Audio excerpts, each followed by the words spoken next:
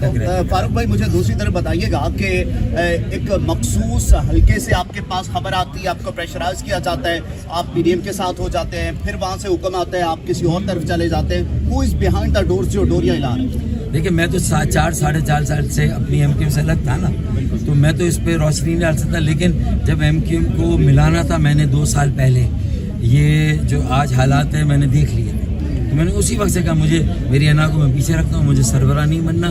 M Q M میری جماعت تھی, ہے اور رہے گی, اور یہی پاکستان کی واحد مڈل کلاس منظم متحرک اور متحد جماعت ہے, اور اسی میں عام لوگوں کے مسائل کا حل اسی کے پاس, اور یہی پاکستان کے عوام کا نجات دہندہ ہے, عوام کی نجات دہندہ ہے. تو میں نے کہا کہ مصطفیٰ کمال بھائی بھی آ جائیں, خالد بھائی, میں ہم تینوں کھڑے ہو جائیں گے نا, تو لوگوں میں اعتماد آئے گا, مایوسی سے امید کا سفر شروع ہوگا. میرے وہ 2 ساتھی اپنی جگہ اپنی بات بتائیں گے, لیکن میں تو 2 سال سے یہ کام کر رہا تھا, تو مجھے نہیں پتا کہ توڑنے جوڑنے کے عمل میں, چاہے وہ حکومت کو توڑنے کا ہو, اپوزیشن کو جوڑنے کا ہو, یا اپوزیشن کو توڑ کے پھر حکومت, مجھے نہیں معلوم. لیکن فاروق بھائی, الزام لگایا جا رہا ہے کہ پاکستان تحریک انصاف کا ووٹ بینک خراب کرنے کے لیے پہلے دھڑے بندی کی جاتی ہے اور پھر دھڑوں کو ایک جگہ پر یکجا کیا جاتا ہے, خلائی مخلوق کروا رہی ہے. دیکھیں نا, اس طرح تو پھر پی ٹی آئی کو جو سیٹیں دلائی گئی ہماری, وہ کس نے دلائی تھی بھائی, ہے نا. اور پی ٹی آئی کے ساتھ بھی جب ایم کیو ایم گئی تھی تو بھی پھر ظاہر ہے کسی نہ کسی نے. تو پھر تو سیاسی جماعتوں کو یہ سوچنا چاہیے کہ وہ کوئی بھی پالیسی بنائیں, لوگوں کو یہ نظر آئے کہ ان کی غیر جانبدار آزادانہ سوچ بچار کے ساتھ انہوں نے پالیسی بنائی, کوئی ڈکٹیشن نہیں ہے. تو پھر ان کی باڈی لینگویج بھی ان کا ساتھ دے, وہ ایسی بات کریں کہ نظر آئے کہ وہ پالیسی خود ساختہ ہے, ان کی اپنی بنائی ہوئی ہے, کسی ڈکٹیشن میں کسی اسکرپٹ سے نہیں کی. تو یہ سیاسی جماعتوں کو خود اپنے سبق سیکھنے ہیں, اور صرف سیاسی جماعتوں کو نہیں. آج سیاسی جماعتوں آپس میں دستوں گریبانوں محاذارہ نہیں ہے, آج تو ادارے اور ادارے ایک دوسرے کے سامنے آ کے اگر آپ غور کریں, یعنی حکومت اور عدلیہ آمنے سامنے ہے نا, اور حکومت عدلیہ ہے تو کوئی تیسرا ادارہ بھی کہیں نہ کہیں آمنے سامنے ہے نا. مطلب میں نہ بھی ذکر کروں لیکن لوگ تو سمجھ رہے ہیں نا.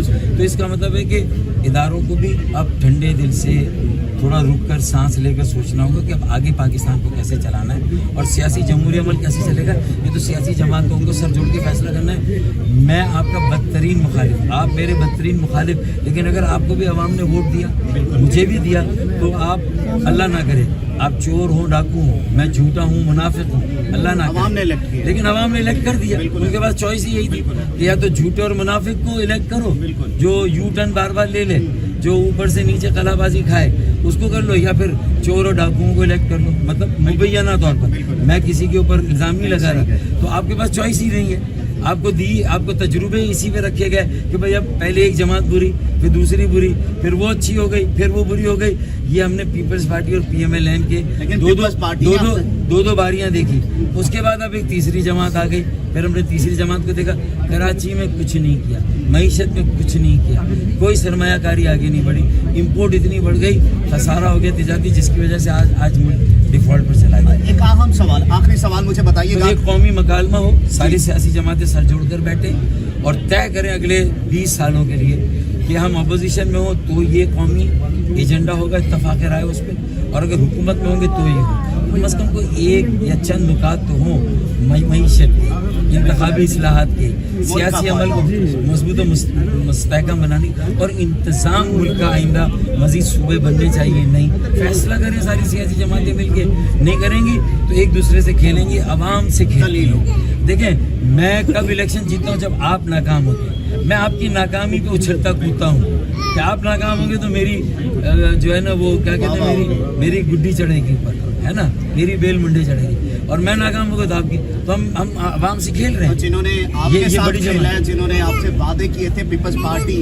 کہ ہم آپ کو فلاں مفادات دیں گے, وہ یو ٹرن لے گئے. جیسے ہی انہوں نے اپنا مقصد پورا کیا, آپ سے وہ وعدے وفا نہیں کیے گئے, تو کیا دیکھ رہے ہیں؟ دیکھیں حلقہ بندیوں میں دھاندلی کی ہماری 70 سیٹیں چلائی گئی, جس میں بلدیاتی, اس میں مردم شماری میں ان کے انتظامیہ ڈی سی, اے سی, سپروائزر, انیومریٹرز ان کے لگائے گئے. صوبائی حکومت کی ہم نے مطالبہ کیا تھا آزاد لگائیں. پہلے 50% آبادی لاپتہ ہوئی 2017 میں, اب 66% لاپتہ ہو گئی ہے. مطلب یہ کہ اب ہم نے تو یہ کہا کہ اگر گنتی صحیح نہیں ہوئی تو پھر ہم ان کی الٹی گنتی شروع کریں گے انشاءاللہ.